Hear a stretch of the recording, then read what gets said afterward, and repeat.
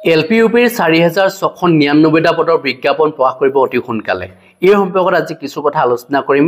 আশা কৰোঁ আপোনালোকে শেষলৈকে চাব, অতি গুৰুত্বপূৰ্ণ হয়। আপোনালোকে বহুতেই কৈ আছে যে 4699টা পদৰ বিজ্ঞাপন কেতিয়া প্ৰকাশ কৰিব, আৰু এই সম্পৰ্কত কথাটো কিমান দূৰ সঁচা মিছা তেওঁলোকে জানিব বিচাৰে। কাৰণ আমি 4600 পদৰ বিজ্ঞাপনৰ সম্পৰ্কত আমি কৈ আহিছিলোঁ, কিন্তু কাগজে কলমে আপোনালোকক দেখুওৱা নাছিলোঁ। আৰু শিক্ষামন্ত্ৰী ৰণোজ পেগু ডাঙৰীয়াই বিধানসভাত কি বুলি কৈছিলে সেই সম্পৰ্কেও জনাবলৈ চেষ্টা কৰিম। আৰু এই প্ৰশ্নটো কৰিছিলে ডিগবৈ বিধায়ক সুৰেন ফুকনে। কি বুলি কৈছিলে সেই প্ৰশ্নটো মই আপোনালোকক শুনাই ল'ব বিচাৰিছোঁ। প্ৰথমে তেখেতে কৈছিলে যে ডিগবৈ সমষ্টিত আজিও বহু বিদ্যালয় মহাবিদ্যালয় ছাত্ৰ ছাত্ৰীৰ অনুপাতে শিক্ষকৰ অভাৱ আছে। এই ক্ষেত্ৰত বিশেষকৈ প্ৰাথমিক আৰু মাধ্যমিক বিদ্যালয়সমূহত পাঠদানৰ ক্ষেত্ৰত যথেষ্ট অসুবিধা হোৱা পৰিলক্ষিত হয়। বিভাগে এই বিদ্যালয়সমূহত শিক্ষক নিযুক্তিৰ ব্যৱস্থা হাতত লৈছে নেকি, সেই সম্পৰ্কত প্ৰশ্ন উত্থাপন কৰিছিলে। আৰু লগতে এটা প্ৰশ্ন কৰিছিলে যে ডিগবৈ সমষ্টিত কিমানখন প্ৰাথমিক বিদ্যালয় এজনীয়া প্ৰাথমিক শিক্ষকেৰে চলি আছে, তথ্য সহকাৰে জনাবৰ কাৰণে শিক্ষামন্ত্ৰী ৰণোজ পেগু ডাঙৰীয়াক প্ৰশ্ন উত্থাপন কৰিছিলে। আৰু প্ৰশ্নৰ উত্তৰত শিক্ষামন্ত্ৰী ৰণোজ পেগু ডাঙৰীয়াই কৈছিলে যে ডিগবৈ সমষ্টিৰ বিদ্যালয়সমূহৰ সামগ্ৰিকভাৱে ছাত্ৰ শিক্ষকৰ অনুপাত অনুকূল পৰিলক্ষিত হৈছে। সমষ্টিটোত বিদ্যালয়ৰ স্তৰ অনুযায়ী ছাত্ৰ শিক্ষকৰ অনুপাত পৰিশিষ্ট একত সংলগ্ন কৰা হৈছে। ডিগবৈ সমষ্টিৰ PTR সম্বন্ধীয় সমস্যাৰ বিষয়ে সন্দৰ্ভত চৰকাৰৰ অৱগত। কিছু সংখ্যক বিদ্যালয়ত শিক্ষক ছাত্ৰ ছাত্ৰীৰ অৱসৰ আৰু আবেদন ক্ৰমে বদলীকৰণ প্ৰক্ৰিয়াৰ বাবে শিক্ষক কমি যোৱাটো পৰিলক্ষিত হয়। ইয়াৰ তৎকালীন ব্যৱস্থা হিচাপে জিলা আয়ুক্ত সঞ্চালক ৰেচনেলাইজেশ্যন কৰি পাঠদানৰ প্ৰক্ৰিয়াটো সুকলমে চলাবলৈ কৰ্তৃত্ব দিয়া হৈছে। এই স্থানীয় ব্যৱস্থাৰ উপৰিও প্ৰাথমিক শিক্ষা সঞ্চালকালয়ৰ অধীনত 5500 পদৰ নিযুক্তিৰ বাবে ভেৰিফিকেশ্যন প্ৰক্ৰিয়া চলি আছে। ইয়াৰ উপৰিও ইতিমধ্যে নতুনকৈ 4500 আবেদন গ্ৰহণ কৰিব পৰা অৱস্থাত আছে আৰু 4699টা পদৰ বাবে বিজ্ঞাপন দিয়াৰ বিবেচনা কৰি থকা হৈছে। আপোনালোকে নিশ্চয় বুজি পাইছে যে 4699টা পদৰ বিজ্ঞাপন দিয়াৰ বিবেচনা কৰি থকা হৈছে বুলি কৈছে। অতি শীঘ্ৰে এই নিযুক্তি প্ৰক্ৰিয়া অন্তত প্ৰাথমিক পৰ্যায়ৰ খালী পদসমূহৰ পূৰ কৰিব পৰা যাব। ইয়াৰ উপৰিও মাধ্যমিক শিক্ষা সঞ্চালকালয়ৰ অধীনত ASSEBৰ জৰিয়তে 9717টা পদৰ বাবে টেট কাম ৰিক্ৰুইটমেণ্ট টেষ্টৰ পৰীক্ষাসমূহ সুকলমে সম্পন্ন কৰা হৈছে। প্ৰয়োজনীয় সময়ৰ অন্তত ফলাফল ঘোষণাৰ জৰিয়তে শিক্ষক নিযুক্তিৰ প্ৰক্ৰিয়া সম্পন্ন কৰি মাধ্যমিক ক্ষেত্ৰত খালী পদসমূহো পূৰ কৰিব পৰা যাব বুলি ইতিমধ্যে শিক্ষামন্ত্ৰী ৰণোজ পেগু ডাঙৰীয়াই জনাইছে। গতিকে এই কথাটোৰ পৰা আমি এটাই বুজি পাম যে 4699টা পদৰ বিজ্ঞাপন অতি শীঘ্ৰে প্ৰকাশ কৰিম বুলি কৈছে। মানে কি, আপোনালোকে নিশ্চয় জানে যে ADRE নিযুক্তিৰ লগতে 4600 পদৰো নিযুক্তি হ'ব, মানে ADRE 3.0 আহি আছে এতিয়া। তাৰপিছত অসম পুলিচৰো নিযুক্তি হয়তো হ'ব পাৰে। গতিকে এই যিখিনি পদ এতিয়া খালী হৈ আছে সেই পদখিনি নিযুক্তি 2026ত হ'ব। গতিকে তাৰ কাৰণে আমি প্ৰত্যেকেই যুঁজিব লাগিব যে 4600 পদৰ কেতিয়া বিজ্ঞাপন প্ৰকাশ কৰিব। গতিকে 4600 পদৰ যদি বিজ্ঞাপন অতি সোনকালে যদি প্ৰকাশ কৰে, মানে নৱেম্বৰ মাহতে যদি প্ৰকাশ কৰে, অক্টোবৰ মাহত প্ৰকাশ কৰিলে আৰু ভাল। কাৰণ 1 মাহ সময় দিব আবেদন কৰিবৰ কাৰণে, 1 মাহ সময় দিব, আৰু সেই 1 মাহৰ ভিতৰতে আপোনালোকে আবেদন কৰিব লাগিব। যদি বেছি পিছুৱাই নি থাকে তেতিয়াহ'লে কি হ'ব, আকৌ এতিয়া চিটেট আহি আছে ডিচেম্বৰত, গতিকে চিটেট দিয়া প্ৰাৰ্থীসকল আকৌ সোমাইছে নতুনকৈ। গতিকে যিসকলে চিটেট উত্তীৰ্ণ হৈ আছে তেওঁলোকে 4500 পদত তেওঁলোকে পাবই, কিন্তু তাৰেতো বহু সংখ্যক প্ৰাৰ্থী থাকি যাব। এতিয়া বহুতে কৈছে যে মই 4500 পদতো মই নাপাওঁ, তেওঁলোকে 4600 পদত পাব। এতিয়া যদি 4600 পদৰ যদি বিজ্ঞাপন সোনকালে প্ৰকাশ কৰি দিয়ে, যদি লেট কৰে তেতিয়াহ'লে কিন্তু আপোনালোকে নাপাব চাকৰি। কাৰণ নতুনকৈ আৰু প্ৰাৰ্থী এতিয়া উত্তীৰ্ণ হ'ব আৰু তেওঁলোকে আকৌ কম্পিটিশ্যন আহিব। আৰু এতিয়া যিসকল প্ৰাৰ্থী আহিব তেওঁলোকৰ যথেষ্ট নম্বৰ আছে, তেওঁলোকে টেটতো যথেষ্ট নম্বৰ উঠাই দিব। টেটততো আপোনালোকে জানেই যে বহুতৰে নম্বৰ বেছি, যিবিলাকে নতুনকৈ উত্তীৰ্ণ হৈছে তেওঁলোকৰ নম্বৰ বহুত বেছি। সেইকাৰণে বহুতেই ভয় কৰি আছে যে কিজানি মই নাপাম নেকি 4500 পদৰ, এনেকৈ বহুতে ভাবি আছে। কিন্তু কথা হ'ল যে যদি তেওঁলোকে 4500 পদত নাপায়, তেওঁলোকে 4600 পদত তেওঁলোকৰ নাম অন্তৰ্ভুক্ত কৰিবলৈ সক্ষম হ'ব,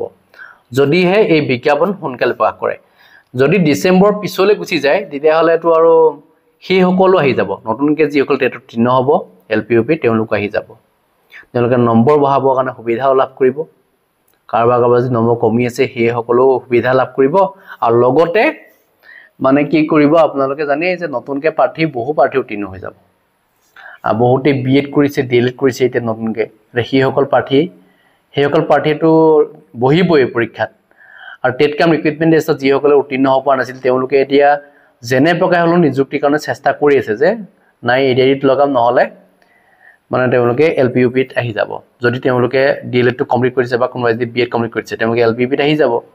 বিএডৰ ক্ষেত্ৰত মানে এলপিত নাপায় কিন্তু ইউপিতটো পাৰিব তেওঁলোকে আবেদন কৰিব গতিকে সেইসকল প্ৰাৰ্থী আহি যোৱা মানে কি হ'বগৈ লাষ্টত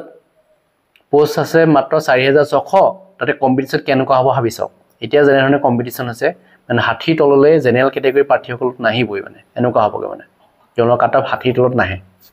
আৰু ওবিচি এছটি এছচিসকলৰ কাৰণে 58 57 তাৰ তলত নাহিবও পাৰে যদিহে 4600 পদৰ বিজ্ঞাপন যদি অক্টোবৰ নৱেম্বৰ মাহৰ ভিতৰত যদি প্ৰকাশ কৰি দিয়ে তেতিয়াহ'লে কিন্তু যথেষ্ট কাট অফ কমি যাব প্ৰায় 53 54 এনেকুৱা মানলৈকে আহি যাব ওবিচি ক্ষেত্ৰত আৰু জেনেৰেলৰ ক্ষেত্ৰত ধৰক 57 লৈকে আহি যাব বা 56 লৈকে হয়তো আহি যাব পাৰে আৰু টি টাইপছৰ সকলে প্ৰায়বিলাকে পাই যাব চাকৰি কাৰণ বেছি মানুহ নাই গতিকে যিসকল প্ৰাৰ্থী এতিয়া জব নাপাম বুলি ভাবিছে যে 4500 পদতো তেওঁলোকৰ যদি আশা নাই তেতিয়াহ'লে তেওঁলোকে 4600 পদৰ কাৰণে লাগিব 5550টা পদত আপোনাৰ নাম নাহিলে কিমান কাট অফ কমি যাব আপোনালোকে নিশ্চয় জানে যে 4500 পদতো বহুত বেছি কাট অফ কমি নাহে অলপ কমিব কিন্তু বহুত বেছি কমি নাযায় আপুনি ভবাৰ দৰে নহবও পাৰে কিন্তু কথা হ'ল যে আমি কাট অফ কমিব বুলি ভাবিছো এটা কাৰণে যেহেতু তাত যিসকলে 5550টা পদত তেওঁলোকে চাকৰি লাভ কৰিব তেওঁলোকে আকৌ 4500 পদত নাহে তেওঁলোক বহুতে এতিয়া মোক এজন প্ৰাৰ্থীয়ে প্ৰশ্ন উত্থাপন কৰিছিলে যে মই যদিহে 5550টা পদত চাকৰিটো নলওঁ 4500 পদত ল'ব পাৰিম নেকি যে মই ইয়াত ল'ম বুলি হবা নাই মানে কিন্তু তেওঁলোকে যিখন জিলাত চাকৰি পাইছে সেইখন জিলাত তেওঁলোকৰ যাবলৈ ইচ্ছা নাই এনেকুৱা কিছুমান প্ৰাৰ্থী আছে তেওঁলোকে ভাবিছে যে মই 4500 লৈ ল'ম গতিকে মই ইয়াত এপইণ্টমেণ্ট গ্ৰহণ নকৰোঁ যদি এইটো কৰে তেতিয়াহ'লে কিন্তু আপুনি পস্তাব কাৰণ আপোনাৰ নাম 4500 পদত নাহিব কিয় নাহিব শিক্ষামন্ত্ৰী অনুজ পেগু ডাঙৰীয়াই কৈছিলে যে মই 5550টা পদত যিসকলৰ নাম থাকিব তেওঁলোকৰ 4500 পদত নাথাকে তেওঁলোকৰ প্ৰত্যেকৰে নাম কাটি দিব তেওঁলোকে আবেদন কৰিলেও তেওঁলোকৰ প্ৰাৰ্থিত্ব কিয় বাতিল হৈ যাব মানে তেওঁলোকে অলৰেডি পালেই তাত চাকৰি আৰু তেওঁলোকৰ নাম কিয় থাকিব তেওঁলোকে যিমান মই এপইণ্টমেণ্ট গ্ৰহণ নকৰিলোঁ সেই পদটো এৰি থৈ অহা মানে কি এজন প্ৰাৰ্থীক তেওঁ বঞ্চিত কৰি অহা মানে এজন প্ৰাৰ্থীৰ লাইফ তেওঁ খতম কৰি থৈ অহা তেনেকুৱা এটা বুজায় ন কাৰণ সেই পদটো বেলেগ এজন প্ৰাৰ্থীয়ে চাকৰিটো পালেহেঁতেন গতিকে সেই প্ৰাৰ্থীজনে এই যদি ভুলটো কৰে তেতিয়া কিন্তু তেওঁ পস্তাব তেওঁ চাকৰি লাভ নকৰিব কাৰণ এই ক্ষেত্ৰত আমি প্ৰত্যেকে কমপ্লেইন দিম কি কাৰণে দিম তেওঁ 5550টা পদত চাকৰি পোৱাৰ পিছতো তেওঁ 4500 পদৰ কাৰণে ৰৈ আছিলে মানে তেওঁলোকে তাত নকৰে চাকৰি ইয়াতহে কৰিব মানে তেওঁলোকক ফেচিলিটি লাগে সেই ফেচিলিটিটো তেওঁলোকে নাপাব আপোনালোকে জানেই যে কাৰোবাৰ যদি ধৰক দূৰ হয় এতিয়া লখিমপুৰৰ এজন মানুহে ধৰক ধুবুৰীত পাই গ'ল চাকৰি অসুবিধা হ'ব পাৰে তেওঁ কিন্তু তেওঁলোকে কৰিব লাগিব চাকৰি অলপ কাৰণ তেওঁলোকে বিচাৰিছে তেওঁলোকেতো জিলা নিৰ্বাচন তেওঁলোককতো কৈ দিয়া নাই ডিডব্লিউ যে আপোনালোকে ধুবুৰীত দি দিয়ক ডিডব্লিউটো সেই বুলি কোৱা নাই যে আপোনালোকে ধুবুৰী মানুহজনে ধৰক লখিমপুৰ ডিডব্লিউ তেওঁ কোৱা নাই নহয় ডিডব্লিউ কৈছে নেকি নাই কোৱা শিক্ষামন্ত্ৰী কৈছে নেকি কোৱা নাই যে আপোনালোকে য'তে ত'তে আবেদন কৰি দিয়ক বুলি কৈছে নেকি নাই কোৱা আপোনালোকে নিৰ্দিষ্ট জিলা বাছনি কৰি আবেদন কৰিবলৈ কৈছিলে নিজৰ চইচাই আপোনালোকে বাছনি কৰিছে এতিয়া চাকৰিটো পোৱাৰ পিছত আপুনি নাযাওঁ বুলি ক'লে কোনে মানি ল'ব নেকি এই ক্ষেত্ৰততো কমপ্লেইনটো যিমান কমপ্লেইন দিলেও কিবা কৰিলেও লাভ নহ'ব মানে আপোনালোকে আমিহে কমপ্লেইন দিব পাৰিম যিসকলে নেকি চাকৰি লাভ নকৰে তেওঁলোকে এই ক্ষেত্ৰত কমপ্লেইন দিলে তেওঁলোকৰ কমপ্লেইন দিয়ে ল'ব আপোনালোকৰ কমপ্লেইন নল'ব যে আপুনি তাত নকৰিলে এতিয়া মই নতুনকৈ 4500ত মই পাব লাগে সেই বিষয়লৈ আপোনালোকে কোনো ধৰণৰ অবজেকশ্যন দেখাব নোৱাৰিব যে মই এইখিনি অসুবিধাৰ কাৰণে মই তাত নল'লোঁ সেইবিলাক আপোনালোকে দেখাই লাভ নাই ঠিক আছে আপোনালোকে যিসকলে এতিয়া চাকৰি লাভ কৰিছে যিকেইখন জিলাতেই আপোনালোকে চাকৰি লাভ কৰিছে তাতেই যাওক তাত আপোনালোকে চিন্তা কৰিব নালাগে যে ধুবুৰীত পালোঁ বুলি মই চাকৰিটো নকৰিম এনেকুৱা মনোবৃত্তি লৈ যদি আপুনি যদি শিক্ষকতা কৰিম বুলি ভাবিছে আপুনি ক'তো আপুনি ভাল শিক্ষা দিব নোৱাৰিব কাৰণ আপোনাৰ মেণ্টেলিটি তেনেকুৱা আপুনি জেগা চাই শিক্ষা দিয়ে দান কৰে এনেকুৱা এটা বুজাব ন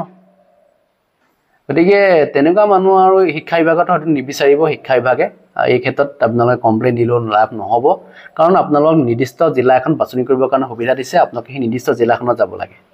বস ইমানেই আৰু বেলেগ ক'বলগীয়াতো একো নাই গতিকে আপোনালোকে যিসকল ভাবিছে যে মই এনেকুৱা এটা কৰিম এইটো ভুল ভাবিছে যদি আপোনালোকে এই কথাখিনি নামানে বা শিক্ষা বিভাগৰ কথা নুশুনে যে মই এনেকুৱা এটা কৰি দিম শিক্ষা বিভাগে মোক দিবই লাগিব এইটো কেতিয়াও হ'ব নোৱাৰে কাৰণ আপোনালোকে জানে যে সেই মেৰিট লিষ্টত যিসকল থাকিব 5550টা পদত সেইসকলৰ নাম অটোমেটিক তেওঁলোকে কাটিয়ে দিব তেওঁলোকৰ ভেৰিফিকেশ্যন নহবই তেওঁলোকৰ ভেৰিফিকেশ্যন মাতিলেও তেওঁলোকৰ নাম হুত চাব যে সাৰ্চ কৰিব তেওঁ 5550টা পদত তেওঁৰ নাম আছে মেৰিট লিষ্টত তেওঁ আকৌ ইয়ালৈ গুচি আহিলে তেতিয়াহ'লে তেওঁ অটোমেটিক কাটিয়ে দিব ভেৰিফিকেশ্যন গৈ লাভ নহ'ব গতিকে মোৰ ফালৰ মই জনাবলগীয়া আছিল এইখিনিয়ে যদি কিবা ক'ব লগা আছে আপোনালোকে নিশ্চয় কমেণ্ট ছেকশ্যনত লিখিব ধন্যবাদ জয় অসম